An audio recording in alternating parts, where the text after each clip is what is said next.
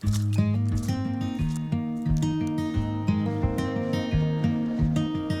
currently got another cat and moose over the far side of the lake, so I'm quite a distance away. Well, that was phenomenal to see those bald eagles here. Distance, but who cares? That's just insane.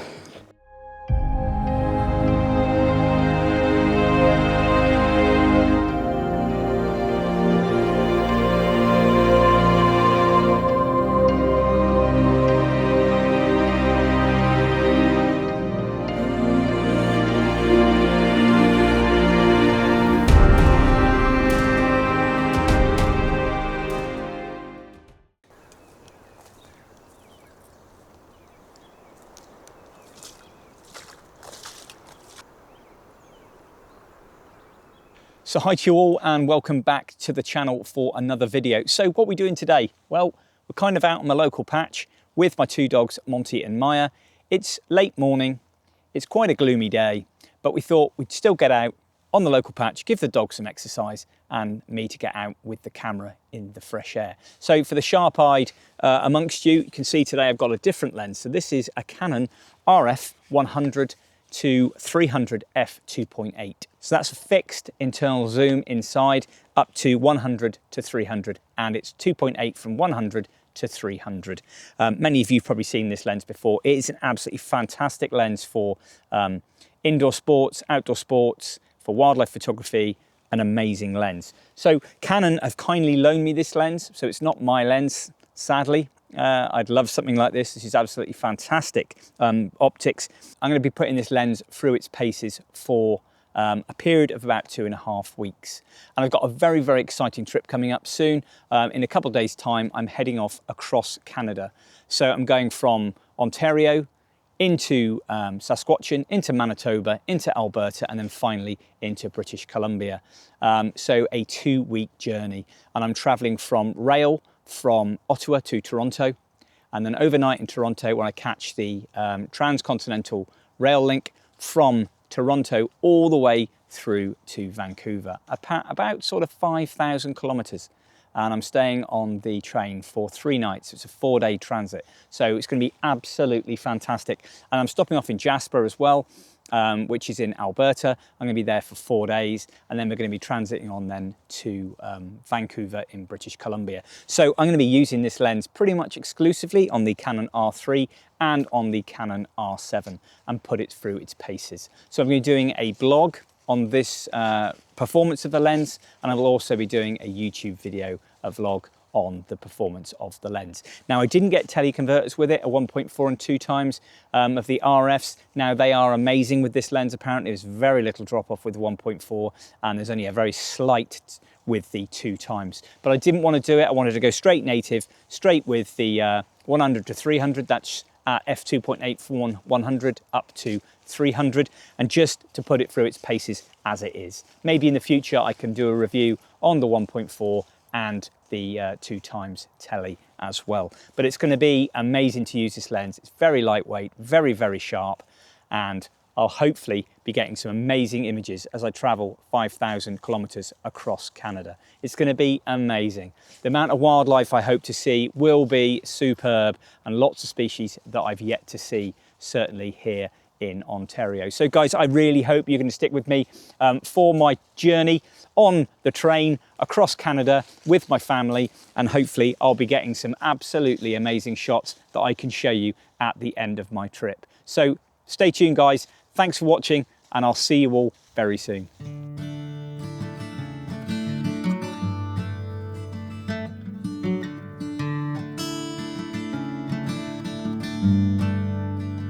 So welcome back to the channel. Today I'm just going to go through the Canon RF100-300, but I took this lens with me for my recent trip. I've just got back from traveling 5,500 kilometers across Canada, from here in Ottawa all the way across to Vancouver Island. And I took this lens with me with another, the RF100-500, and those are the lenses I used apart from one small landscape lens. So I shot with this lens on the Canon R3 and the R7, and I wanted to give you my feedback on the lens and how I found it in the field. This is not a technical review. This is basically taking the lens with me, shooting it from day to day, varying situations, from dippers, bald eagles, elk, salmon in the river, landscape images, lots and lots of different situations, shooting from f2.8 wide open and stopping it down right up to sort of f10, etc. So lots of varying situations there using this lens, and I wanted to tell you my thoughts about it. A little bit about the specs then. So it's 100-300, and that's an internal zoom. There is no push-pull mechanism on it. It's all internal. Which is quite nice. Nice smooth motion. I found when I was using it, I could just dial my hand up as I needed it. So holding the camera, just flick of a finger, and it was nice and smooth and seamless. So that was really, really good. It comes there with a small lens hood at the front. Nothing too big. You've got your standard bits on there as well. With you can preset these to focus distance. You've got your little knurled bit there. You can customize for my zones, etc. That is the main zoom wheel there, and there's your autofocus if you wanted to do it in manual. It's got obviously its modes of IS on there. It's got 3 modes. It's got its stabilizer on and off, AF and manual focus. 6 meters is its min focus distance, which I never found really a problem. And you've also got your function, preset and recalls on there, so I won't go into that too much. But it's really smooth operation to use. The weight is 2.6 kilograms, which is kind of like, I think it's 5.6 or 5.8 pounds. So there's a bit of weight there, but it's not really that much of a problem really, especially when hand holding, doing video and doing still images, tracking birds in flight, etc. The IS on it is out of this world. It really is stable, especially with camera bodies from the R series with the inbuilt IBIS there, amongst with the IS is absolutely fantastic. It really, really is.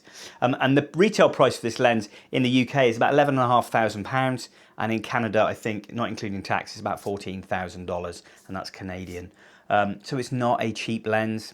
And it's not a lightweight lens. Now with teleconverters, yes, you put a 1.4 on there, take that to 420, so you can go up to the range there, max range, or if you put a 2 times on it, you can go from 200 to 600 at f5.6, and if you're shooting obviously with a 1.4, that would take you to f4.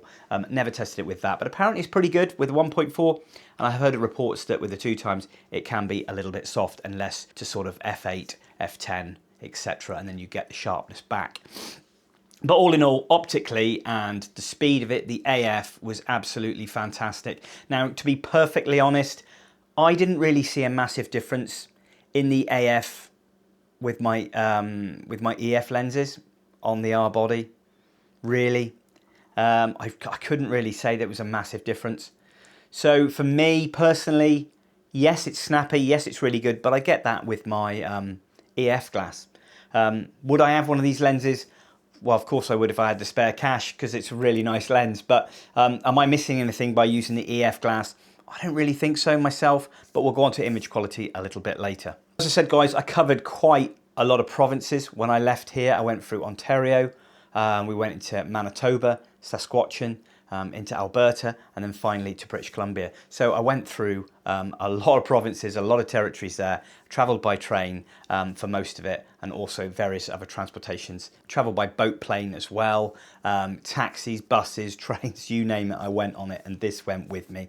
And to be honest, I was shooting things like elk close up, and the detail on the head of the elk, absolutely smack bang on. I shot it definitely a few times at f2.8, but a lot of time at f5.6, 6.3, 7.1, and up to sort of f8, just to give me that really, really nice sharpness, especially in larger mammals. But the elk particularly nice. I've got a nice bit of video there as well of the elk actually battling and rutting, antlers interlocked. Nice bit of slow-mo video there, as you can see, which was really, really nice. And I found that working particularly well, especially hunting through clutter like trees and stuff like that. But it's a beautiful lens. When I look at the image quality, especially with the elk there, I think they're absolutely lovely. I mean, it's really, really sharp from corner to corner, even shooting at f2.8, even going up, a little bit to f8. And I probably didn't push it much more than f8. Another example here, we've got I had a lovely time photographing dippers along the river. Now the dipper came quite close to me, so I was using the 100-300 quite effectively, doing some nice landscape stuff at 100 and then some more tighter in stuff at 300. Handheld video. Did most of this video with the camera with it being actually handheld, and I found that particularly good. So in these scenes here, as you can see, the dipper going about its business, bit of a slow-mo, just literally training it around. It's in an awkward cramped position, very low down, foot in the water, bum in the water. I was soaking wet, but it was worth it. And as you can see in here, some of these images, they really are sharp, and you'll see how I shot them as well on the screen there. But I was particularly happy, especially given that nice clear blown out background that you get with f2.8, and yeah, it's absolutely beautiful really. I did a bit of in-flight photography as well, bit of in-flight video with bald eagles at great distance, as you can see here, tracking slow motion video of the bald eagle in flight. Now I found out this lens was particularly good at picking out subjects at distance. Now that's down to the camera, but also down to the lens. Absolutely superb. Sometimes I could not believe that it actually managed to track it that far. So this bald eagle image here and the video coming through, amazing how it's tracking that all the way across a snowy background. Really, really nice. I also captured this salmon here, swimming just below a bridge, just in the water below. Not sure what salmon it is, but the glare of the water, the shine of the brightness of the snow in the environment I was in, really, really nice there. Has managed to track that salmon coming through. And another great situation as well is taking pictures of a moose cow in the snow, just licking salt off a path. Really, really nice to get nice and low with the moose, and then get some nice tight in headshots of the moose as well. The lens for the image quality, honestly, absolutely bang on. I looked at it on my small MacBook Pro screen and they looked okay, but I got back and put them on the screens on the 27-inch Macs behind me here, and the image quality is fantastic. Shooting at higher ISO a few times as well to get that fast shutter to capture that action, especially with things like the elk battling with the antlers and birds in flight. I really was quite pleased as well. And also I had a few situations where I was taking pictures of small birds in the trees. So we had juncos, I think they're Oregon juncos, and we had some pictures of some brown-backed chickadees as well, which I've never photographed before. Very fussy birds. Tracking that with the video, tracking that with taking pictures. It was absolutely bang on. It really was a great lens to use. But like I say, I can't honestly say that it was a massive jump from using my EF glass. It really wasn't. Yes, there's the weight saving, there's the better optics, there's a better IS. But I think for me, where I think it worked really well was certainly the image stabilisation when doing handheld video with this lens. It was absolutely incredible. It's a really nice lens. It draws a lot of attention. People think it's like a 6-800. Clearly it's not. It's just 100-300, but it really is a sweet spot lens. I mean, wide open, corner to corner, it's lovely. It really is. You wouldn't go far wrong with that. With teleconverters, yes, that would bring a distinct advantage. If you were looking at that as a one lens photography, if you're traveling, that would be really, really good. Whack a few tellies in there, you're covered from 100 up to 600. And shooting max 600 there, f5.6 with 2x telly. Like I said, I haven't tried the teleconverters, so I don't know. But I do know, and I've heard, with the 1.4, it's particularly good, but it does start to lose a little bit with the 2x, especially if that's wide open at f5.6.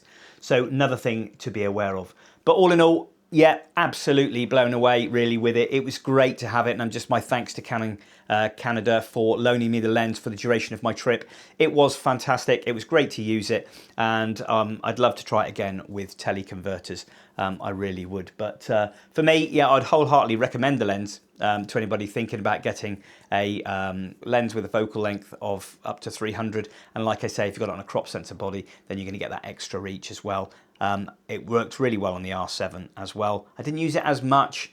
A lot of the time I wanted that viewfinder, that big viewfinder with the R3. I found it a lot easier tracking birds in flight and small birds in trees. I found the viewfinder on the R7 being a little bit small, but I did use it for a bit of video as well at distance to give me that extra magnification there. So final words really, guys. I was chuffed to bits with the lens, really. It was great to use an RF piece of glass like that. It's expensive. It's a little heavy, but I honestly, it was a fantastic to use. As I said, I never found it a problem handheld. I did tripod mount it a few times as well, just to give me that stability when doing a bit of video. I'm sure you'll agree the images speak for themselves. They are pretty sharp.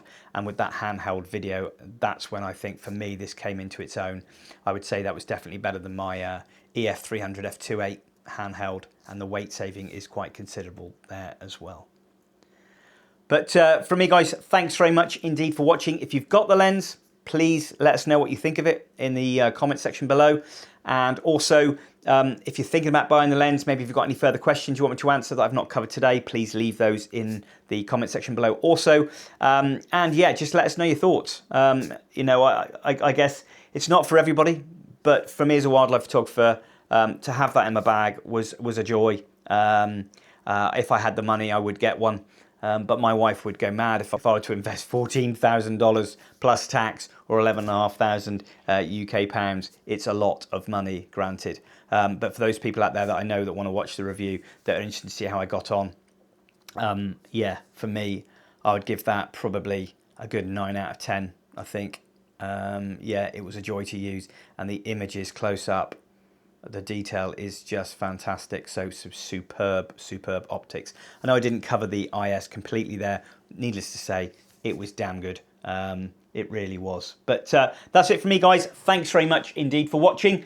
I hope you enjoyed a lot of my recent videos. I've got a lot coming up very soon. Won't say too much about it. Not so much reviews, more in the field photography. But from me, thanks very much indeed, as always, for your support. If you don't subscribe to the channel and you fancy giving it a watch, please subscribe, like, and leave us a comment and introduce yourself. It'd be great to engage and meet you. But from me, thanks for watching, guys, and I'll see you all next time.